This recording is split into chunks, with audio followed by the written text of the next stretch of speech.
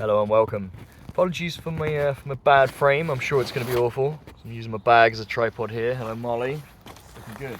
Yes, hello and welcome. My name is Seth. This is Sweet Chariot, and this is a tree.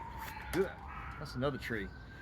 Yeah, more than once I've been asked doing this channel where I find my bowwood, and here we are. We are in the forest where you commonly find wood. Yeah, it's a particular type of forest. It's not your spruce plantation that you find in Wales and Scotland and whatnot. This is mixed, probably old growth woodland. I think it's fair to say this is old growth. Yeah, this is where you find all the good woods. Yeah, this is a white oak tree. Just around the corner we got a whole patch of yew trees as well. And I walked past an elm tree earlier and picked some velvet shanks off of it. It's probably a bit rotten to make a bow out of, but that's elm tree is my next. Hey, come here.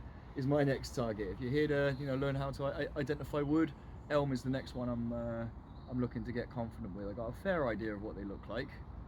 You need to learn the leaves, you need to learn the bark, and you need to learn the buds. Right. So yeah. So what's the question here? Where do you find bowwood? How do you go about finding bowwood? The first thing you need to do is know which woods make good bows. And we've got a lot of them here in the UK. In other countries you might have slimmer options. Yeah, we got white oak, we've got various types of yew, we've got ash, we've got elm, we've got all the fruit trees. Your apple and your cherry, I've been led to believe, make good bows. Yeah, we've got white oak, red oak. There's more. We've got maple. We've got lots of maple here. That's another good bowwood. So yeah, we're not short of trees that you can make bows out of, but the trick is finding them, and in the right state as well. Because they're all slightly different when it comes to curing, drying out, different times, good girl, different conditions they can do different things in. But yeah, the process, what you need to do. First things first, learn which trees, produce good wood to make bows from. Like I say, there was a handful I just named there. I'm sure there's more.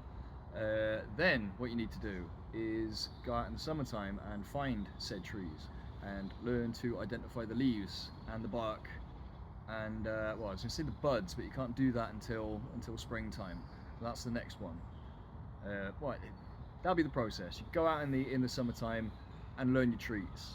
And what you're going to do, because you don't really want to be cutting or well, unless you're gathering dead standing wood, which is always a bit of a gamble because you don't know how well it's cured. It could be rotted, so on outside. But yeah, you can find dead standing wood in the summertime. Cutting green wood, not in the summertime. You want to be doing that now. Least harmful to the tree, and the piece of wood that you will harvest will be drier as well, so all the sap has come out of the wood and back into the ground. So yeah, you've taken yourself out in the summertime and you've identified a bunch of trees. And you're starting to learn the system, learn the ecosystem. Go foraging mushrooms, that's the way to do it. I found some velvet shanks on an elm tree earlier, so it's a great reason to bring yourself out, is where you're going foraging and you're going to learn some wood while you're at it. And then you've got the autumn time, so you're definitely going to want to be foraging mushrooms. And then after the autumn time, we get into winter, where everything's dormant and it also gets a bit stormy. So what's happened in December? We had a very windy period, and it's blown down a whole bunch of trees, it seems. So now is the time. Now it's cold and all the leaves are off the trees, so you can cut green wood if you want to, but now you can also come out and scoop up the fallen stuff that's been brought down by winter storms, which is exactly what's happened here. This one is a bit big to be attacking with my bow saw. It's a big bow saw, but it's not that big. I can I mean, there's probably a stave in here. There's probably about 50 staves in there if you've got the wherewithal and the tools to unlock it, but this is probably a bit out of my remit. Yeah, like I say, we're in mixed woodland right now, so we haven't just got oak trees, we've got yew trees and elm trees, and so we've got most of the good bow woods here. But yeah, within about 5 minutes of being in here, I found like 3 yew trees that had shed branches. One doesn't look like it shed the branch, it's fallen over, but well, that's a good point to mention knowing the trees. Get familiar, because like I said, wood is wood. No, they're all very slightly different. They've got different chemical properties, different physical properties that, let's say the bark, certain barks will have an effect on how the wood dries. Some wood might want the bark left on when it dries, some might want it taken off because it forces the rot to happen. So yeah, there is so much to learn here. I won't go into it all now, but what is this video about? This is the mindset. This is the mindset you take out if you're going to go find yourself some bow wood, because you don't just do it. It's not easy. If I'm honest, it's taken hours, hundreds of hours, probably hundreds of hours walking. I walk every day and try and take her to good places like this where you're going to find mushrooms and fun things and just have a good time anyway. So yeah, hundreds of hours I've been walking, finding the good spots, and then pile on top of that the trying to learn the different woods. I mean, if you've kept your eyes and ears open as you've been alive, when you get to my age, around 40, you could have soaked all this up anyway. You just know what an oak tree looks like or a yew tree looks like, but I promise you, that's not the case with everyone. Because me 2 years ago I couldn't tell you what a yew tree was. I knew of a yew tree. I couldn't have taken you to one and picked a branch that I knew was cured and not rotten off of the floor and turned it into a stick or a bow. Yeah, that's something I've only just learned how to do. So you take that mentality of learning out into the forest. Firstly, this is everyone's. This is not yours. This is everybody's. You treat it with respect. While you're here, you don't take too much. So say if you find a whole glut of mushrooms, you don't take them. You find some waste on the way, you pick that up. You be nice to the old ladies who walk by with their dogs. Yeah, we're patrons. This is ours. We take care of it, and as a reward, as a reciprocal relationship with that, we get to take things from it, but only if we take care of it. That's the mentality to take out into the woods when you go and do this. The next one is be safe, because if you're cutting up, if you're clambering on trees, cutting branches, things like that, it's very easy to hurt yourself, if not completely write yourself off. So yes, you've got to be careful. Learn how to cut, learn how to identify wood, learn how to move around in the woods safely. Yeah, bring food, make sure you're all nicely fueled up, and then plan as well. Because yeah, you could spy a really nice piece of wood, like let's use this one as an example. I might want to try and take this, I might try and harvest this. You got to plan that. You can't just turn up with a penknife and start cutting away at it, can you? You need to bring the right tools.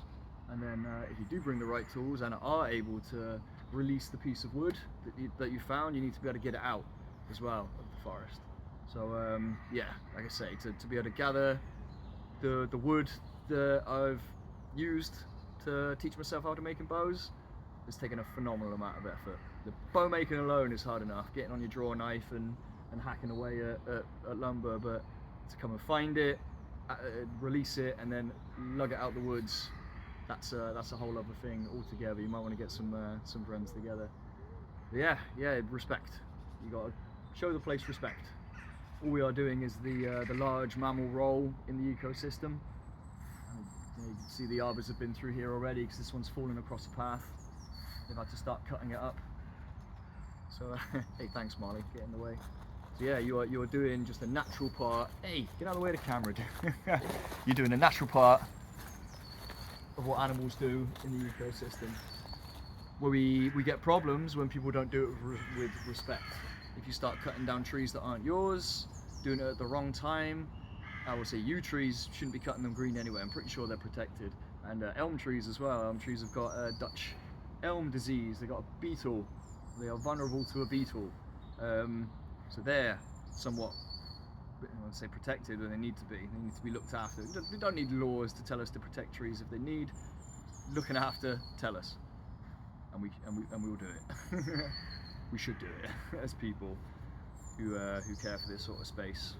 So yeah, what else do I want to say? Let's round it up.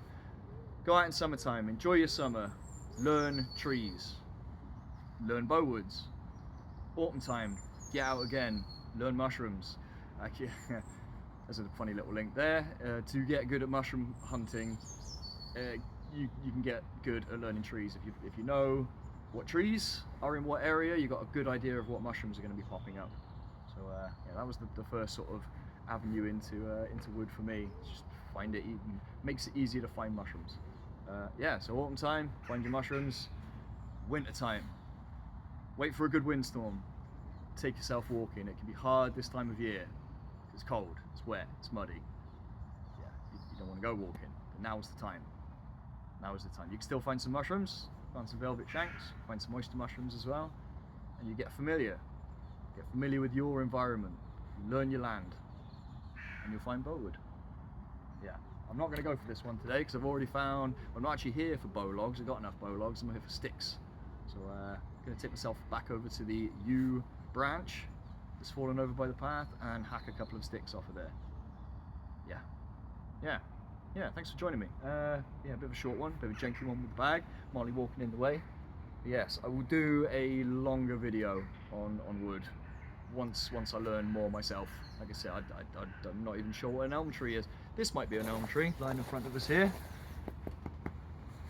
but I'm not sure. I don't know its identifying factors. But that's the key. Learn the bark, learn the leaves, learn the buds. It gives you a good idea of what it is. Right, sweet. Thanks everyone. I'm gonna go cut some wood. Ugh.